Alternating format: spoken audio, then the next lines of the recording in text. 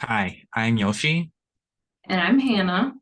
and this is our final project, which is on solar flares, a time series analysis.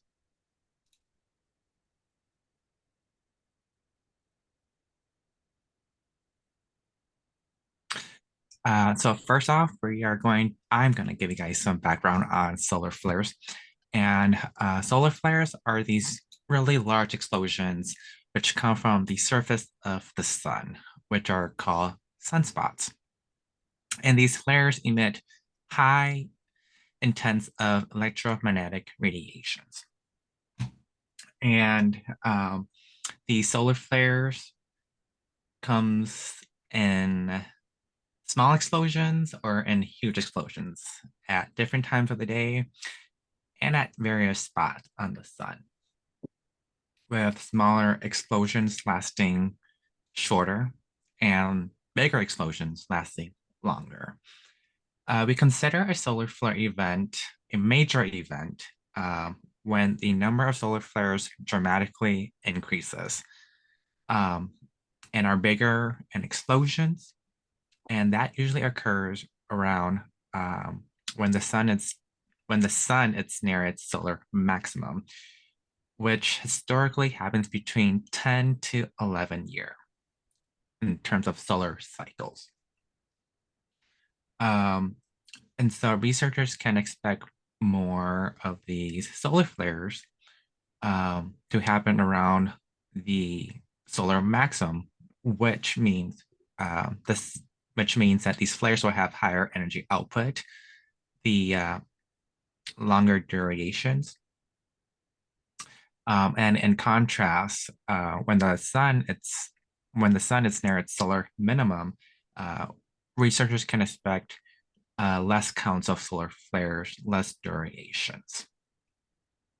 Um, and we are interested in solar flares because they produce high energies.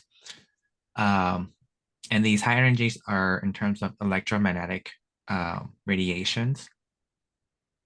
And these high energy are processed through fusion, which happens at the sun's core. And so researchers can quantify the solar flare energy being output, but the question lies in how much fusion energy is needed at the sun's core to cause solar flares at various sunspots. And of course, there are different levels and grades of solar flares, excuse me. Um, and so that is why we are interested in the count of solar flares. The data was collected by NASA using the RIHASI satellites, which kind of captures the gamma and X-rays radiations. And that was from February of 2002 to March of 2018.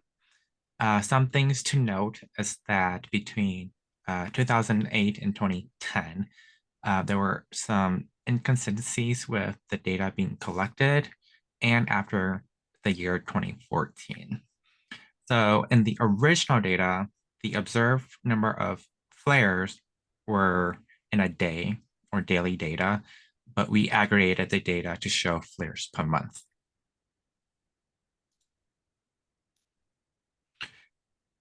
Since we have that research background, what are our research questions? Um, and the first one is, how does the amount of solar flares change over time? Again, the sun has a solar cycle, so we want to figure out how does the amount of solar flares change within that cycle. Are solar flares affected by seasonality? What would be the best model to represent the change in the amount of solar flares over time? And are we able to predict solar flares for future years? Our initial observations of our original data shows that obviously the time series is not linear. There is a great deal of variability in the data. There are data collection inconsistencies, which are obvious in our time series plot of our solar flare data. However, aside from our periods of inconsistent data collection, it looks like there is a seasonal trend overall.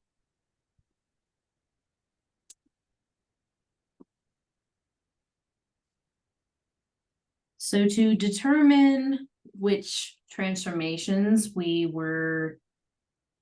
should do with our model, we performed a decomposition of our additive time series. And our decomposition shows that there is absolutely non-linearity. The variability is inconsistent. However, looking at this third graph, there is a seasonal trend.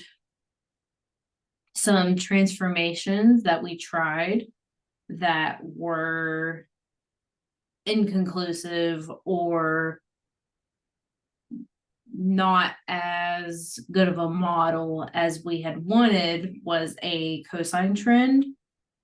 So the transformations that we chose was a logarithmic transformation with a seasonal means model and a refitted with quadratic time trend. So from that model, we perform the model assumptions. So from the residual plot, the constant variance shows no linear pattern. However, the values are not centered about zero, which is noticeably observed at between around 60 and around 190. In terms of normality, the QQ plot shows that the lower tail and the upper tail deviates from the reference line.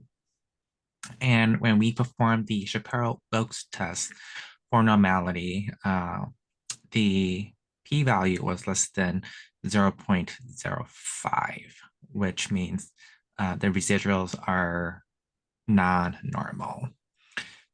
In terms of independence, the ACF plot shows strong dependence in residuals. And when performing the runs test, we got a p-value that was less than 0.05.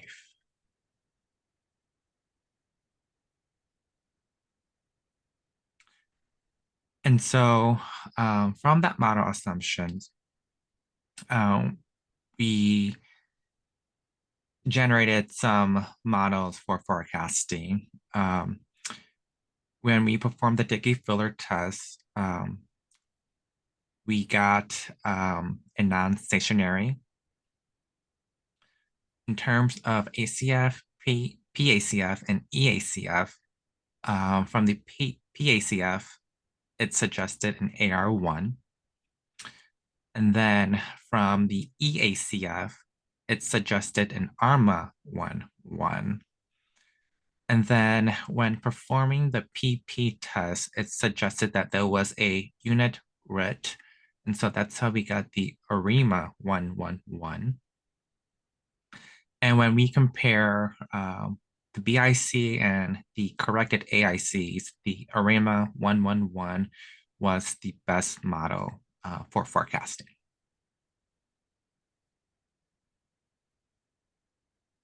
So our results from our forecasting of future years of solar flares. Initially, we used the original data just for comparison for the forecasting. So from this first graph, we can see that the upper prediction interval is very large, while the lower prediction interval is indistinguishable from the predicted values. when using the transformed data, the prediction intervals are much more precise. And as the 2018 data was collected up until March, we forecasted just for the remainder of 2018 and the whole of 2019. So we did from April 2018 to December 2019. The mean number of solar flares for the next 2 years is predicted to fall between 13 and 21, and that's per month. Overall, our model closest to the true model, and also that is best for forecasting determined by the AI. And according to the BIC, the best model for the true model and for forecasting is the ARIMA 111. Solar flares do tend to have a seasonal pattern, and the predicted number of solar flares per month from April 2018 to December 2019 falls between 13 and 21. Overall, there is a large amount of variation in the data with inconsistencies in data collection, which makes the model selection and diagnostics challenging. Therefore, our solar flares prediction is unreliable with the given data set.